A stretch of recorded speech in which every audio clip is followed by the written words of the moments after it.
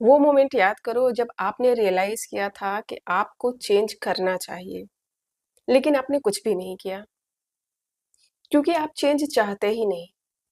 आप बस उसी पैटर्न पर या यूँ कहें कि उसी पुराने ढर्रे पर आप चलना चाहते हैं, जो आप सालों से फ़ॉलो करते आ रहे हो। आपको पता है कि आपको आगे बढ़ना चाहिए, आप जानते हैं कि आप और कर सकते हैं, लेकिन फिर भी आप वही चूज़ करते हैं जो फ़ैमिलियर है। पता है क्यों? क्योंकि वो सेफ लगता है। आप बदलाव से नहीं डरते हो, बल्कि उस अनसर्टेनिटी से डरते हो जो उसके साथ आती है। और इसी वजह से आप वही लाइफ जीते रहते हो जो आप चाहते ही नहीं हो। रिसेंटली जब मैंने अपना करियर ट्रांजिशन करने का डिसीजन लिया था, तो भी मेरे पास भी कोई क्लैरिटी नहीं थी, सर्टेनिटी नहीं थी। बस एक फीलिंग थी कि मुझे ग्रो करना है और ऑनेस्टली मुझे भी डर लग रहा था।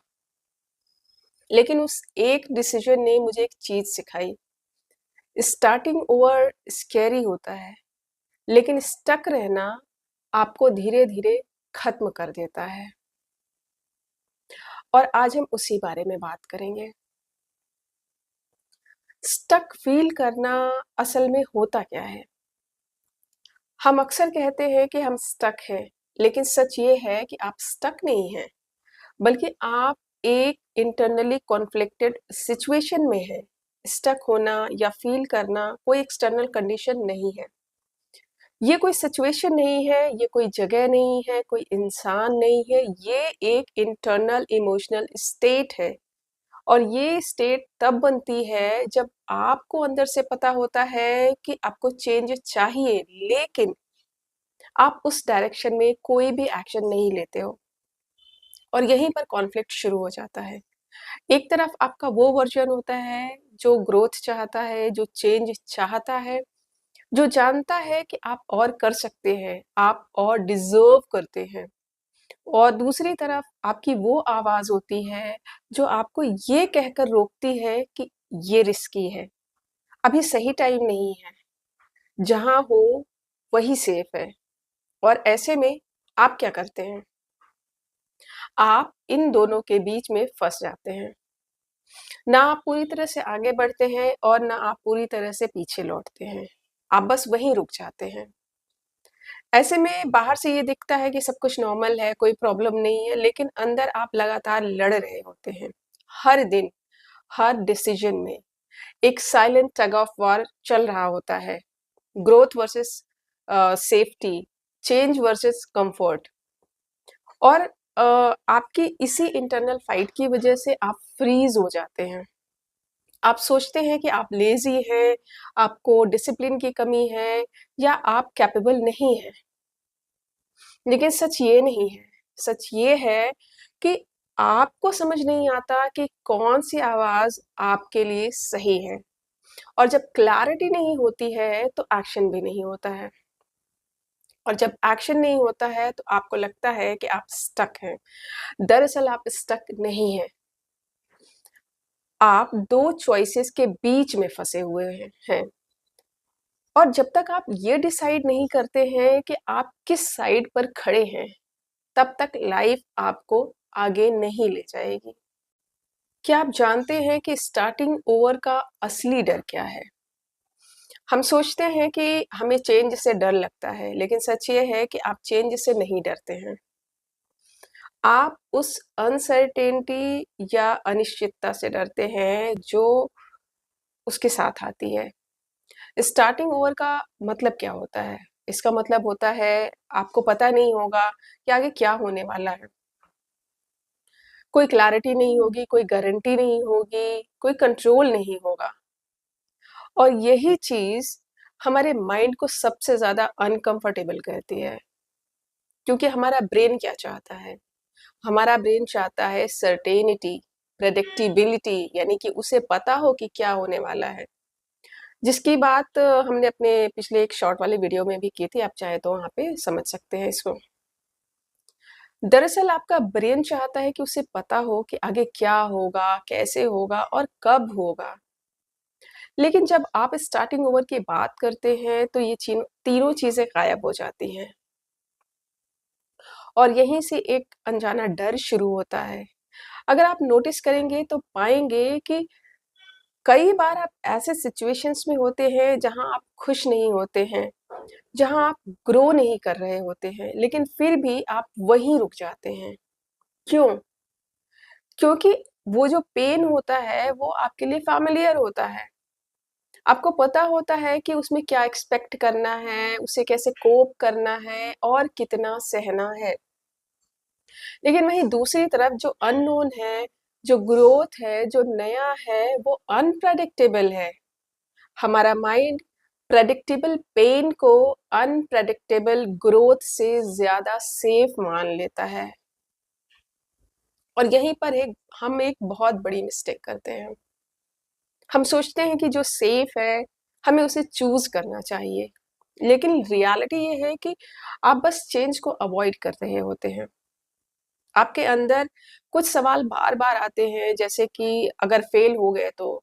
अगर रिग्रेट हुआ तो? अगर लोग जज करेंगे तो? और ये सवाल आपको सिर्फ डराते नहीं हैं, बल्कि ये आपको कन्विंस करते हैं कि अभी मत करो, थोड़ा और वेट कर लो, अभी टाइम सही नहीं है और धीरे-धीरे आप एक्शन नहीं लेते हैं, बल्कि आप डिले करते जाते हैं और फिर आप खुद को समझाने लगते हैं कि शायद यही सही है। लेकिन सच ये है कि आपने चूज़ नहीं किया, आप बल्कि आपने अवॉइड किया। यकीन मानिए आप चेंज से नहीं डरते हैं, आप उस अनसर्टेनिटी से डरते हैं, जो बाद में आती है। और जब तक आप अनसर्टेनिटी के साथ कंफर्टेबल होना नहीं सीखते, तब तक आप ग्रोथ के साथ कंफर्टेबल नहीं हो पाएँगे। आप जानते हैं कि स्टक रहने की एक हिडन कॉस्ट होती है। हम अक्सर सोचते हैं कि स्टक रहना सेफ है, क्योंकि अगर हम कुछ चेंज नहीं करेंगे, तो कम से कम हम रिस्क से तो बच जाएँगे। लेकिन सच ये है कि स्टक रहना सेफ नहीं है, स्टक रहना स्लो डैमेज है। ये डैमेज अचानक नहीं दिखता, ये धीरे-धीरे होता है। इतना धीरे कि आपको खुद भी पता नहीं चलता। जब आप स्टक रहते हैं तो आप ग्रो नहीं करते। आप वही सोचते रहते हैं, वही फ़ील करते रहते हैं, वही लाइफ़ जीते रहते हैं जो अब तक आप करते आ रहे हैं। और धीरे-धीरे आप खुद पे डाउट करना शुरू कर देते हैं। आप सोचते हैं कि शायद मैं कैपेबल नहीं हूँ, शायद मैं ही नहीं इसको कर पाऊँ और यही सेल्फ डाउट आपका कॉन्फिडेंस खा जाता है। आप वो स्टेप्स भी नहीं लेते हैं जो आप पहले ही ले सकते थे। और फिर आप एक और चीज़ नोटिस करेंगे कि आप कॉम्प्रोमाइज़ करना शुरू कर देते हैं। छोटी-छोटी चीज़ों में, अपनी चॉइसेस में, अपने डिज़ायर्स में, अपने स्टैंडर्ड्स में आप खुद से कहते हैं कि कोई बात नहीं, चलो यही ठीक है और धीरे-धीरे ये कोई बात नहीं आपकी आइडेंटिटी बन जाता है। आप सेटल करना शुरू कर देते हैं। इसलिए नहीं कि आप खुश हैं, इसलिए नहीं कि आप बेस्ट हैं, बल्कि इसलिए क्योंकि कोशिश करना आपने बंद कर दिया है। और सबसे डेंजरस पार्ट, आप खुद को कन्विंस कर लेते हैं कि यही मेरी लाइफ है। आप ये मान लेते हैं कि बस इतना ही पॉसिबल है, मेरे लिए इतना ही काफ़ी है। लेकिन अंदर कहीं न कहीं आप ये जानते होते हैं कि ये सच नहीं है। बाहर से आपकी लाइफ नॉर्मल दिखती है, आप हँसते हैं, आप काम करते हैं, आप डेली रूटीन भी फ़ॉलो करते हैं, लेकिन अंदर फ्रस्ट्रेशन बिल्ड हो रहा होता है। एक साइलेंट बेचैनी, एक कांस्टेंट फीलिंग कि कुछ तो मिसिंग है, लेकिन आप उसे इग्नोर करते रहते हैं और यही बन जाता है साइलेंट सफरिंग। कोई ड्रामा नहीं, कोई ब्रेकडाउन नहीं, बस एक लाइफ जो आप जी तो रहे हैं, लेकिन फ़ील नहीं कर रहे हैं। और यही सबसे बड़ा नुकसान होता है। स्टक रहना आपको प्रोटेक्ट नहीं करता है, बल्कि ये धीरे-धीरे आपको ख़त्म करता है। और सबसे खतरनाक बात, ये सब इतना साइलेंटली होता है कि आपको लगता है कि सब कुछ ठीक है। एक मोमेंट आता है लाइफ में जब डिसीजन क्लियर होता है, लेकिन आउटकम बिल्कुल अनक्लियर होता है। जैसे यहाँ आने से पहले मेरे पास क्लैरिटी थी, लेकिन सर्टेनिटी नहीं थी। क्या मुझे नई जॉब मिल जाएगी?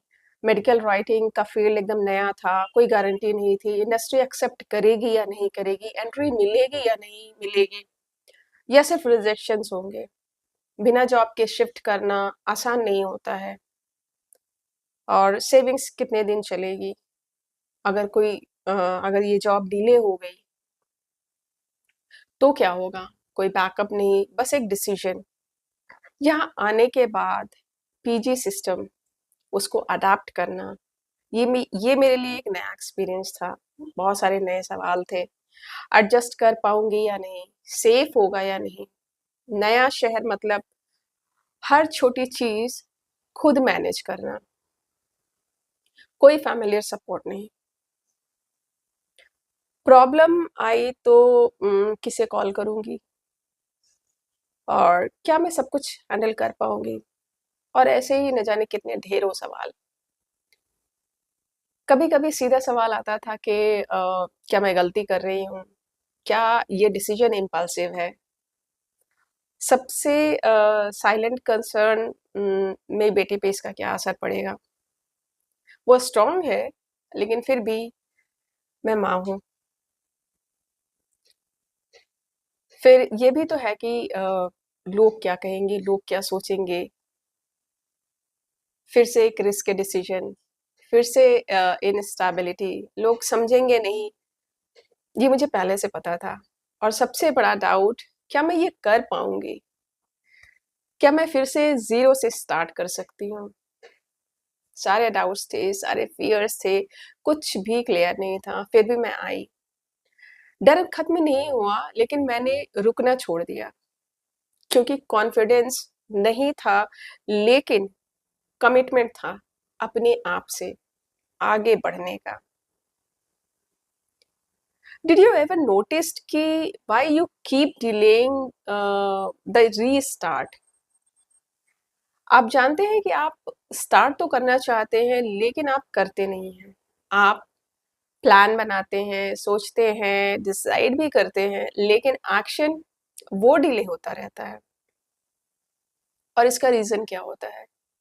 आप खुद से कहते हैं कि जब मैं रेडी फ़ील करूँगी, जब सही टाइम आएगा, तब मैं चीज़ों को करूँगी, तब मैं स्टार्ट करूँगी। आप बिलीव करती हैं कि एक मोमेंट आएगा जहाँ आपको क्लैरिटी भी होगी, कॉन्फिडेंस भी होगा, फ़ियर भी नहीं होगा।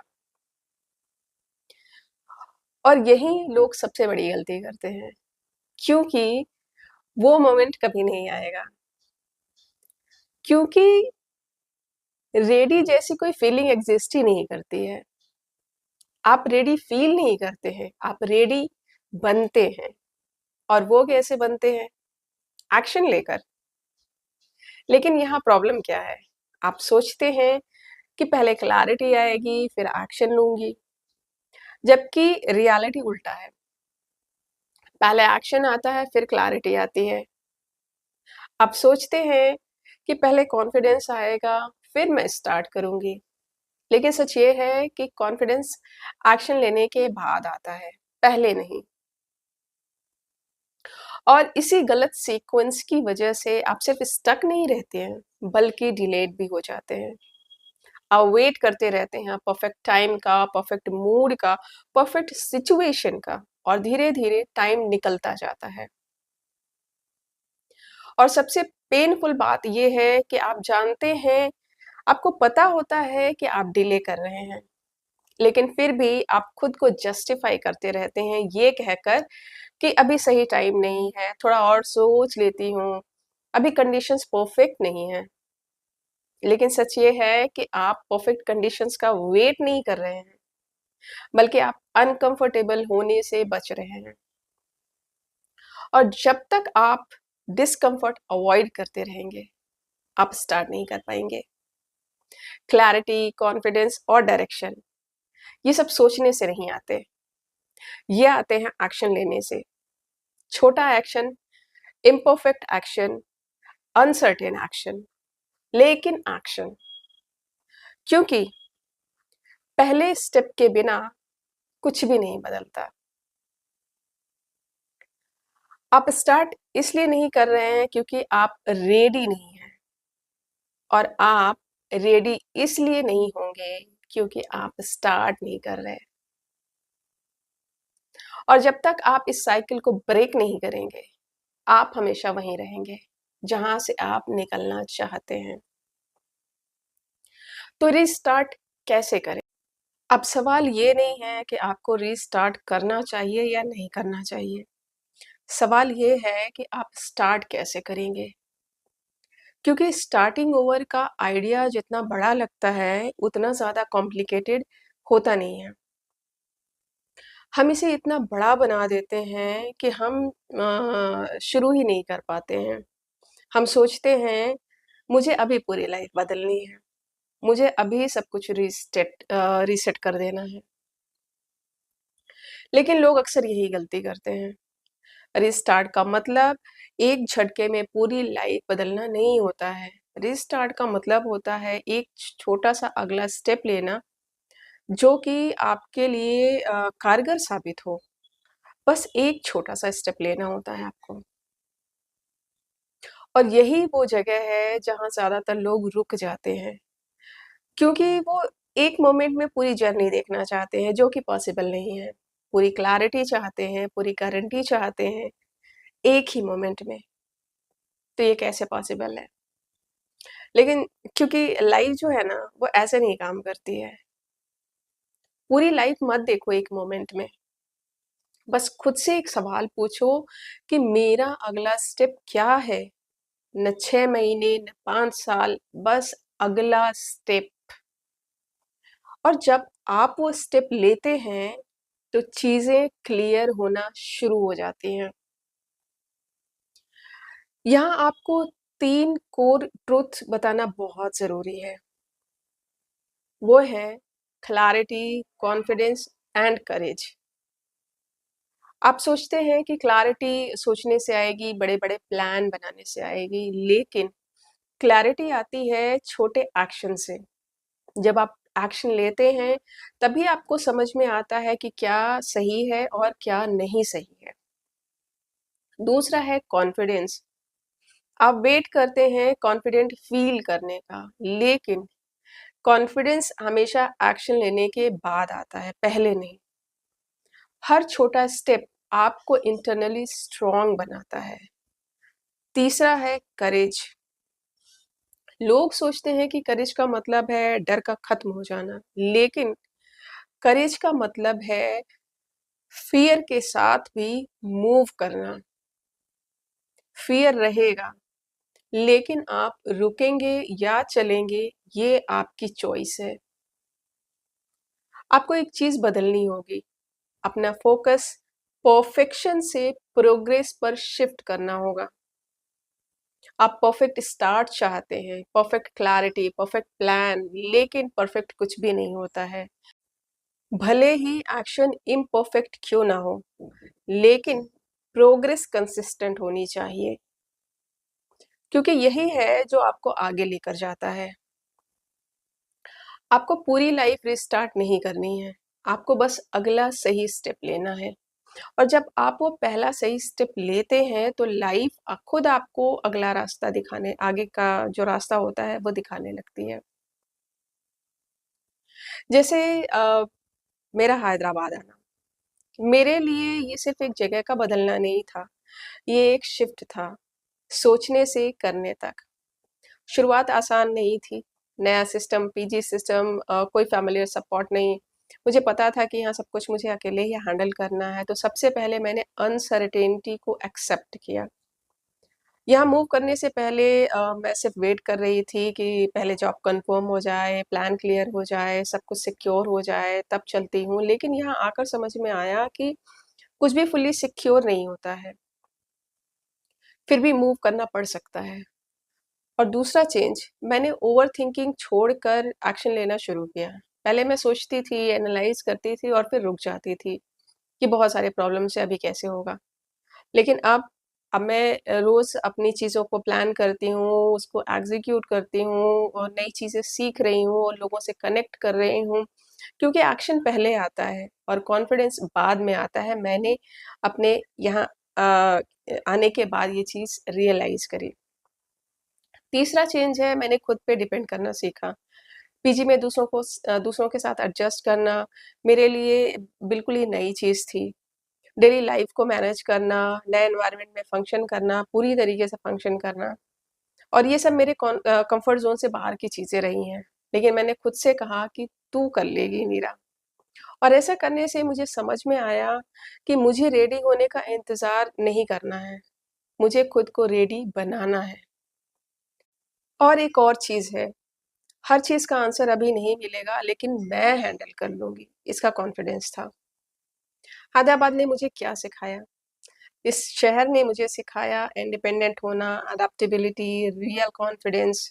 अब मैं सोचकर रुकती नहीं हूँ, बल्कि करके सीखती हूँ।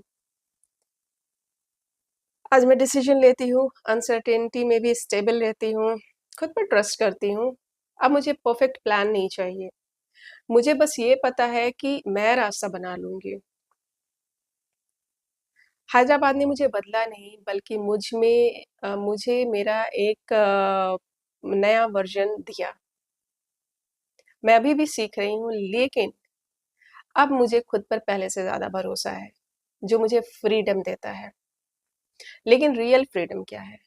हम सब फ्रीडम चाहते हैं, लेकिन अगर आप ध्यान से देखेंगे तो पाएँगे कि हम में से ज़्यादातर लोग फ्री नहीं हैं, क्योंकि हम सोचते हैं कि फ्रीडम का मतलब है डर का खत्म हो जाना।